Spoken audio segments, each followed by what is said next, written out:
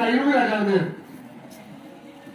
आ जी पिंडां च नाई नूं भी की आंदे राजा राजे नूं सुੱਟੋ मुंडे ते की करा दी वाल राजे नूं सुੱਟੋ खाना बनवा लीए असल वो राजा नहीं जो असली राजा है राजा का मतलब जिहदे कोल रैंक आ अधिकार आ जी तारीफ और साडे पंजाब दा राजा है कौन भगवंत मान कौन है मुख राजा हाँ जी मंत्री का मतलब राजा ਉਹਦੇ ਨਾਲ ਹੋਰ ਵੀ ਰਾਜੇ ਆ ਜਿਹੜੇ ਕੀ ਕਰਨ ਦੇ ਰਾਜ ਕਰਨ ਦੇ ਇਹ ਹਿੰਦੁਸਤਾਨ ਦਾ ਵੀ ਇੱਕ ਰਾਜਾ ਹੈ ਉਹਦਾ ਨਾਮ ਹੈ नरेंद्र मोदी एक राजा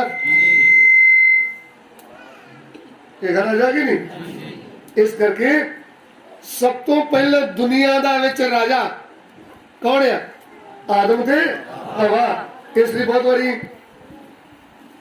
बिजली घर दे विच एसडीओ भैन जी लगी है पंजाब पुलिस विच एसपी डीएसपी लगी है हस्पताल विच नर्सा स्टाफ नर्सा लगी है ये तो प्रभु की वारी आती सानू की आना है अं तो भैड़ा ही है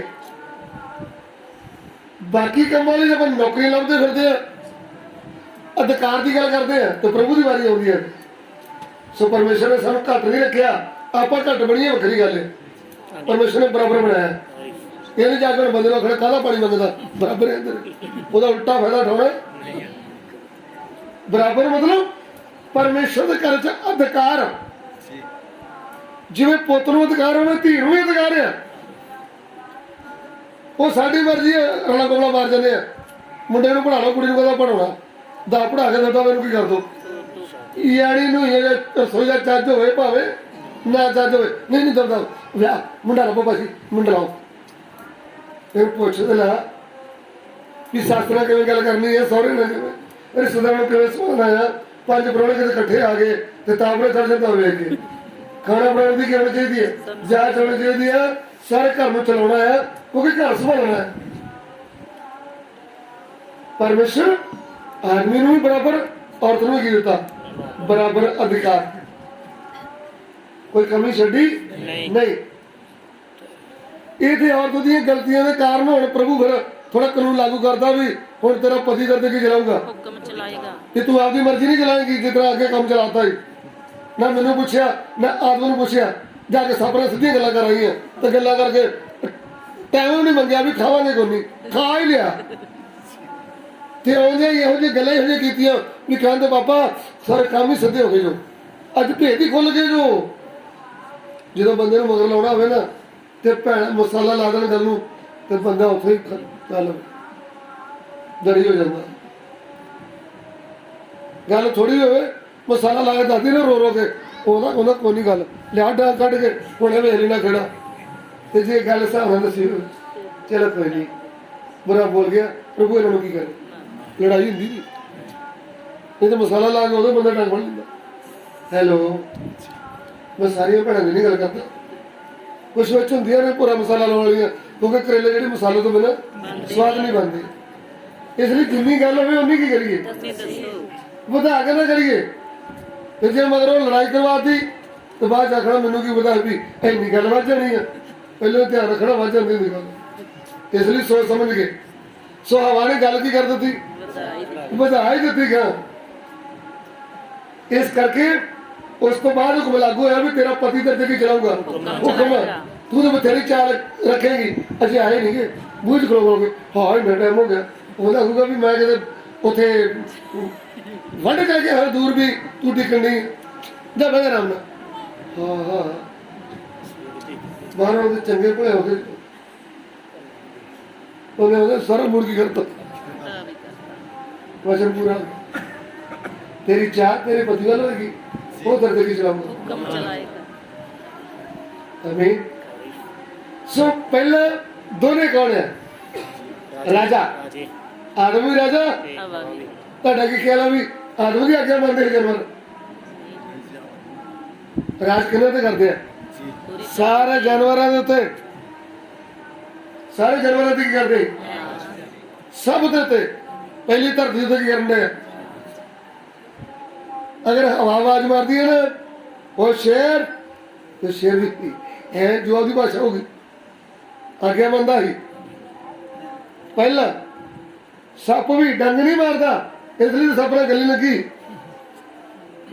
कोई समझ आ रही है? पाप तो पहला डंग है ही, पाप के कर्म की आया, पाप का डंग मौत आ। जो पाप आ गया तो जानवर भी की मार लग पे डंग। पाप के बाद ही श्राप देता ना, हड्डी नूं की मारूगा, पहले थोड़ा मारता है, पहला डंग मारता ही। ये सब पाप के कारण की होया गड़बड़ी, राज भी जाता रहा ते जीवन भी बर्बाद हो गया, अंदरों जीवन की ज्योति भी चलेगी ते परमेश्वर का गहरा प्रेम भी खत्म हो गया, फिर फोका प्यार रह गया। और प्रभु जी ठीक ही है चलो। इसलिए अज इंसान झूठ मारता, चोरियां करता, नशा करता, फिर भी दुआ नमाज करता, कई जद्दी पी के खदावाद धन्यवाद हो, उतना की नहीं होती प्रार्थना जी। प्रार्थना कौन नहीं सुनता? जो पवित्रता ही चलेगी, जो अंदरों प्रेम चले गया, जो कुछ रहा ही नहीं तो हम दुआ नमाज खादी है, काहे दी भी ना दी रहेगी। इस करके पहला राजा कौन है? आदम थे। जो तुम सवाल पूछ रहे ना, लिखो पेपर, पहला राजा कौन है? तो लिख दो कौन है। हमें राजा की पोथी जो ले दो, पहला राजा दूसरा राजा। वचन ध्यान नहीं सीखिया तो गलत लिखेंगे ना। हरियाणा च पेपर होया, यीशु मसीह के 12 जिले ना लिखो, उन्होंने लेता पापा जी सानी पास्टर घराड़े वाला पास्टर लिखने के लिए पत्रस यूहन्ना शमौन यहूदा इस्करियोती इंद्रास के लिखने लिखी देता। वर्तमान काल के चले थोड़े पूछे, भूतकाल वाले चले इन्हें की लिखता।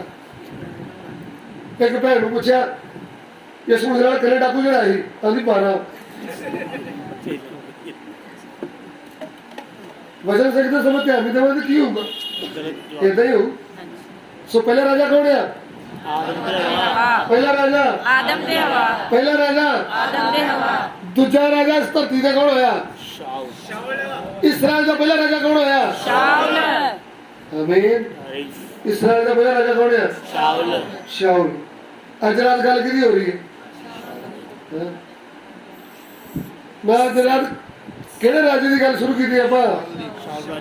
शमूएल ने आख्या किनू? शाऊल राजे नू।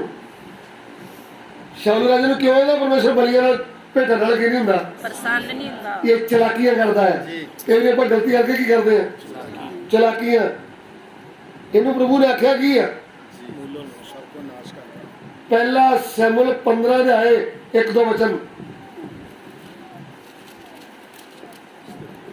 शमूएल ने शाऊल नू आख्या, मैनू यहोवा ने कल्लिया है भई मैं तेनू मसा करा, इस करके जो तू ओदी प्रजा इस्राएल दा पातशाह बने। सो हुण यहोवा दा वचन सुन जी। सेना दा यहोवा ऐयों आखदा है, मैनू चेता है जो कुछ अमालेक ने इस्राएल नाल कीता, जिस वेले वो मिस्रों निकल आए तां वो किवें उन्हां दे राह विच विरोधी बन के आया। सो हुण तू जा अते अमालेक नू मार अते सब कुछ जो उन्हां दा है मूलो नाश कर, और उन्हां उत्ते तरस ना खा, सगों पुरुष अते इस्त्री, कुचले बाल अते दुध चुंगदे भी, अते बलद भेड़ अते ऊंट खोते तोड़ी सबना नू वध सुट। आमीन। यह परमेश्वर की दिती हुई आज्ञा। शमूएल परमेश्वर की आज्ञा लेके आया कि प्रभु है कहता है शाऊल जी फौज लै जाओ ते अमालेक नू की करो मूलों ही नाश करके आ जाओ। नाल वेरवा भी दिता है, बलद भेड़ खोता बकरी बुढ़ा बच्चा जवान कोई भी छड़ रहे। ये कहते बोला थोड़ा, इन्हें चंगी तरह की कीता है, दसिया गया है। कोई आवाज सुनी है ने शमूएल के द्वारा की परमेश्वर दी, पर कीता की है 7 वचन। पहला शमूएल 15:7। अते शाऊल ने अमालेकियां नू हबीला तो लेके सूर दे लांघे तोड़ी जो मिस्र दे अगे है मारिया, ਅਤੇ ਅਮਾਲੇਕੀਆਂ ਦੇ ਰਾਜਾ ਅਗਾਗ ਨੂੰ ਜਿਉਂਦਾ ਫੜ ਲਿਆ ਅਤੇ ਸਭਨਾਂ ਲੋਕਾਂ ਨੂੰ ਤਲਵਾਰ ਦੀ ਧਾਰ ਨਾਲ ਨਾਸ਼ ਕਰ ਦਿੱਤਾ। ਜਿਹੜਾ ਉਹ ਮੈਂ ਕਿ ਉਹਦੀ ਆਵਾਜ਼ ਕੱਟ ਕਰੋ।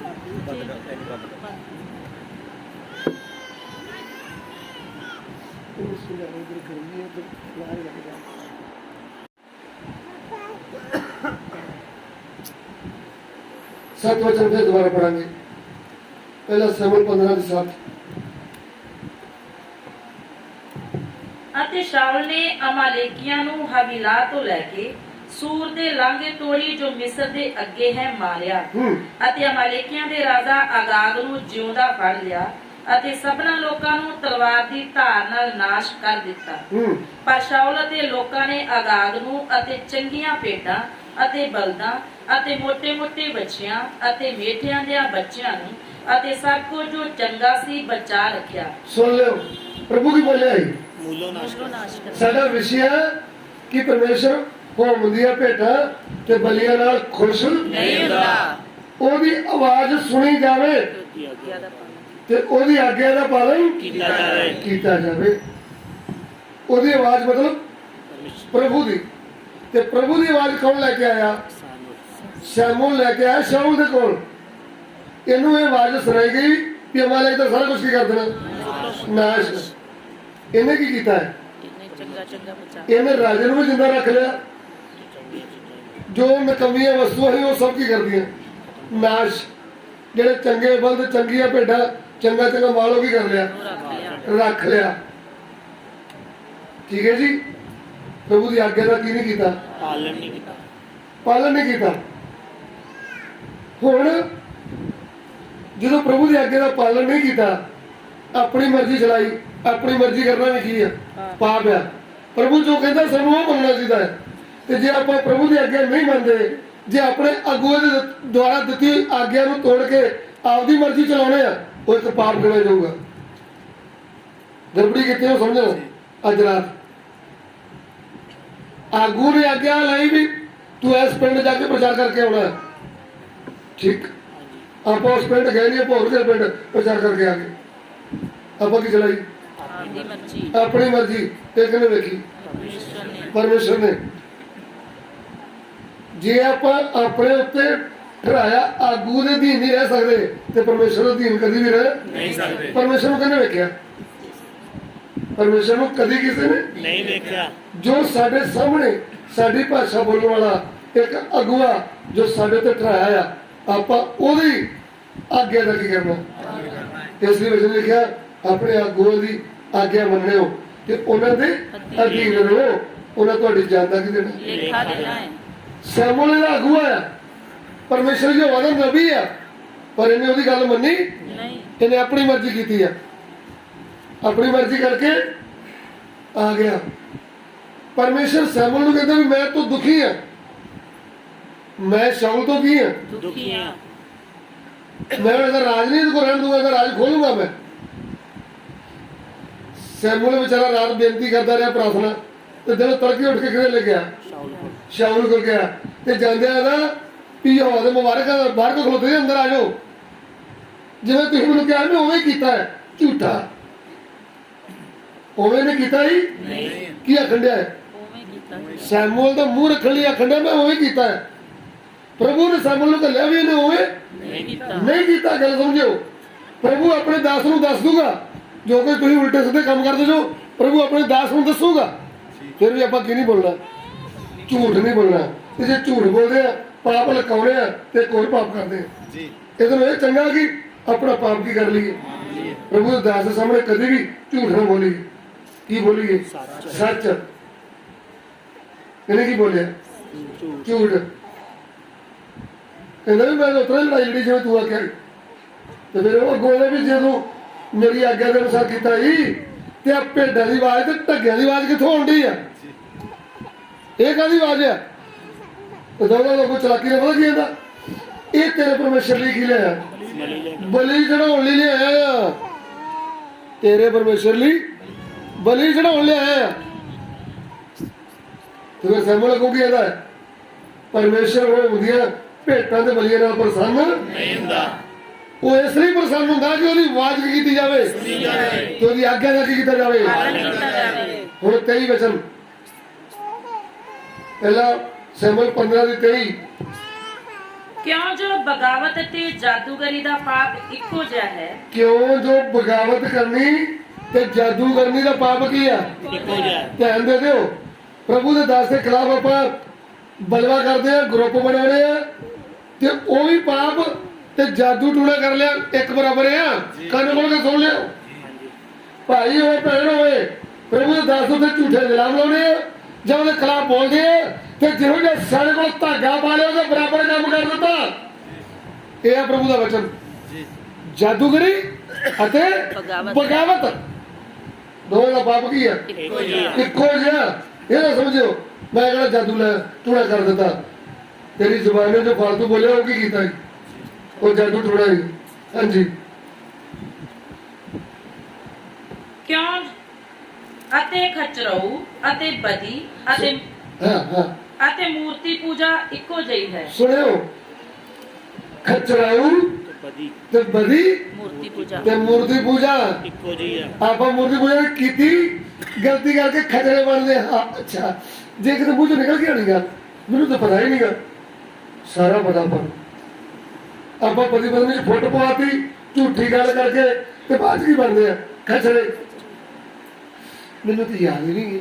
ਅੱਛਾ ਮੈਂ ਇਹ ਗੱਲ ਆਖੀ ਆ, ਚੱਲ ਕਿਤੇ ਨਿਕਲ ਗਈ ਮੂੰਹ ਚ, ਉਹਨੂੰ ਕਿਆ ਕਹਿੰਦੇ ਖਚਰਾ। ਸਾਰਾ ਪਤਾ ਆ, ਫਿਰ ਵੀ ਕੀ ਬਣਦੇ ਆ ਖਚਰੇ।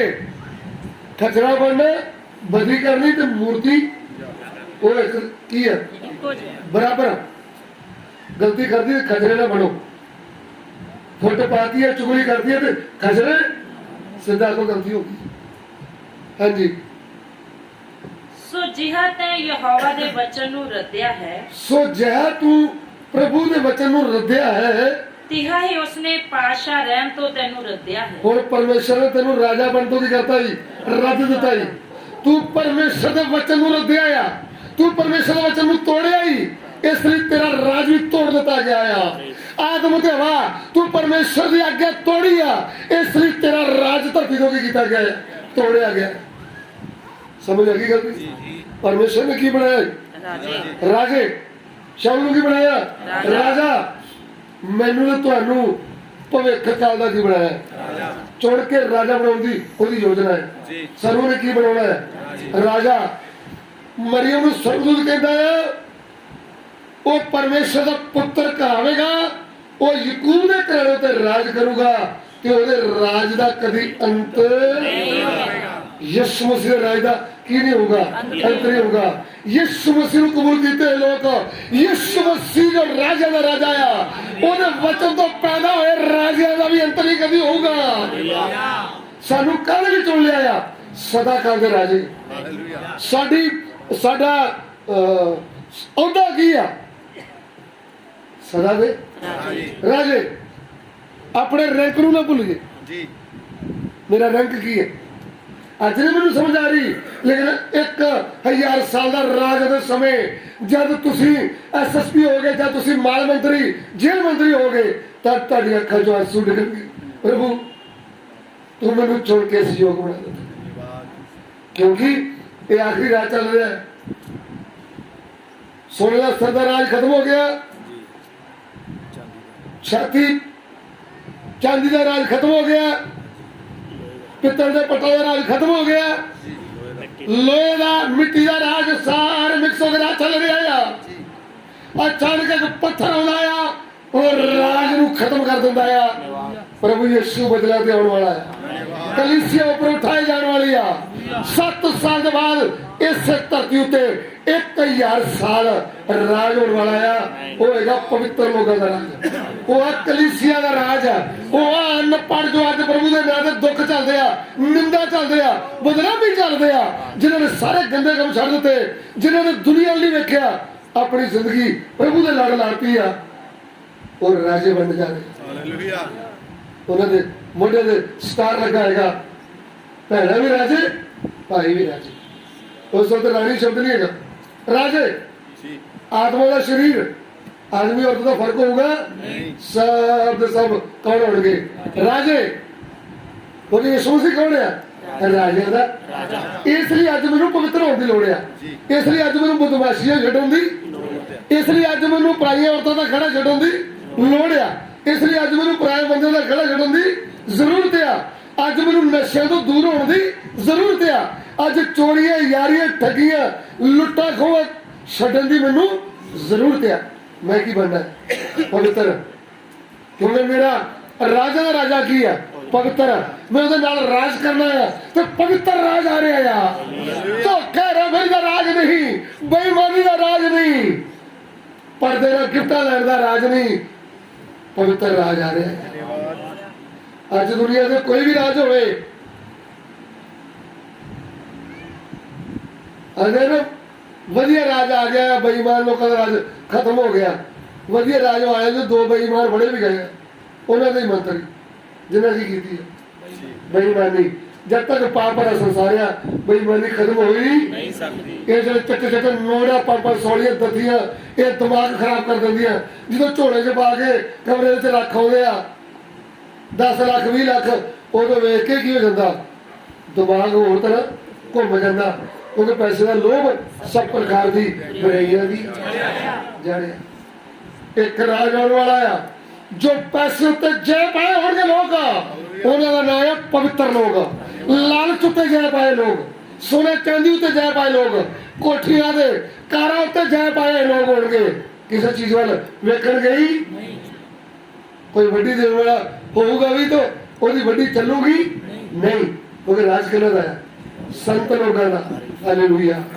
संत लोग इस सब जिंदगी करने जा रहे हैं इसलिए परमेश्वर उनकी भेटा ते बलियां नाल खुश ओदे पवित्र वचन की आवाज सुनी जावे ओदी आज्ञा का पालन किया जावे ओदी आज्ञा का पालन करने वाले राजे अपने बाप की आज्ञा मनने वाले राजे प्रभु के नाम की तारीफ होवे अज रात असीं एक वचन सीखिया है परमेश्वर होण दी भेटां बलियां नाल खुश नहीं हुंदा ओदी आवाज सुनी जावे ओदी आवाज की है तौबा कर लो बुरे काम छोड़ दो अज रात प्रभु की आवाज सुनी जावे इस हवेली दे बैठ वाले प्रभु कहंदा बुरे काम छोड़ दो पापा तो सच्ची की कर लो तौबा कर लो यीशु मसीह में अपना जीवन सौंप दो तो पिता पुत्र पवित्र आत्मा के नाम की ले लो बपतिस्मा इस घर के परिवार को कहता है ये हवेली वाले परिवार ट्रक वाले हो बुरे काम छोड़ दो पूरी तरह सच्चा तौबा करके पिता पुत्र पवित्र आत्मा के नाम से बपतिस्मा ले लो स्वर्ग की हो जाओ तैयार हो जाओ आमीन तारीफ क्योंकि परमेश्वर वड्डियां बंदियां करवाना की नहीं होगा खुश कद होगा आज रात गोडे टेक के प्रभु मैं पापी हूं प्रभु मैं जो गलतियां की मैनू की कर दे प्रभु मैं तेरे लिए जीना चाहना है मैं तेरे लिए जीना चाहनी है नौजवान लोग नौजवान बेटे बेटियां अपना सिर झुकाइए अपने आप को प्रभु के हासिल करिए अज रात मुक्ति की रात है अज रात छुट्टन की रात है चाहे कितनी बुराई च तुम फस गए हो प्रभु ने एक बार आखो प्रभु मैं गुनहगार हूं प्रभु मेरी ताकत में बर्बाद करती है मैं दुष्टा के आके लग गया मैं मेरी कमाई पराए घर च दे रहा है मैं रामकर औरतों के नाल संगति रख रहे हैं प्रभु मैनू अज रात धोले तेरे लहू ना मैं बुरे की संगति कर लिया मैं बुरी औरतों के तटे चढ़ गया मैं बुरे बंदे के तटे चढ़ गई प्रभु मेरी जिंदगी में पवित्र कर अज रात पवित्र होने की रात है अज रात पवित्र होने की रात है अज यीशु मसीह का लहू तैयार है जो तुहानू शुद्ध कर सकता